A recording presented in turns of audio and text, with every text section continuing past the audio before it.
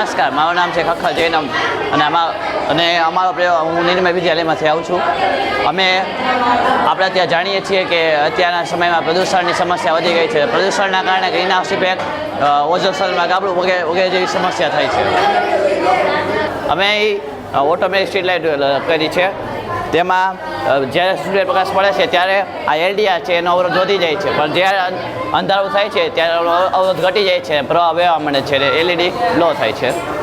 અમે આ એક ઇલેક્ટ્રિક મોટર કાર બનાવી છે અને તેના માટે અમે ચાર્જિંગ સ્ટેશન બનાવ્યું છે અને એ બેટરી ઇન્ડિકેટર છે. આપણે તેને જાણી શકીએ કે આપણી બેટરી કેટલી ચાર્જિંગ થઈ છે અને તેમાં 2 વોલ્ટેજ જેમ ઘટતા જાય તેમ એલઈડી બંધ થતી જાય છે.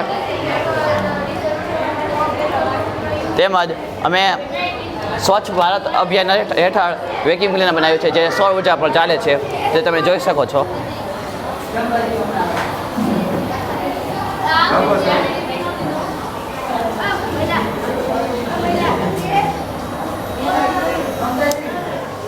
તેમજ આપણે જાણીએ છીએ કે ઘણીવાર સૂર્યપ્રકાશ હોતો નથી, તો તેના વિકલ્પ તરીકે અમે પવનચક્કી બનાવી છે અને પવનચક્કીથી આપણે પવન દ્વારા વિદ્યુત ઉર્જા ઉત્પન્ન કરી શકીએ છીએ.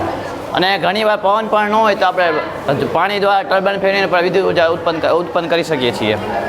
તેમજ અમે આ ઘર છે તેના દ્વારા આપણે તેના રૂફ ઉપર આ રીતે પેનલ લગાડી દઈએ તો ઘરની સમગ્ર વિદ્યુત ઉર્જા આપણે સોલાર દ્વારા ચલાવી શકીએ છીએ. Thank you.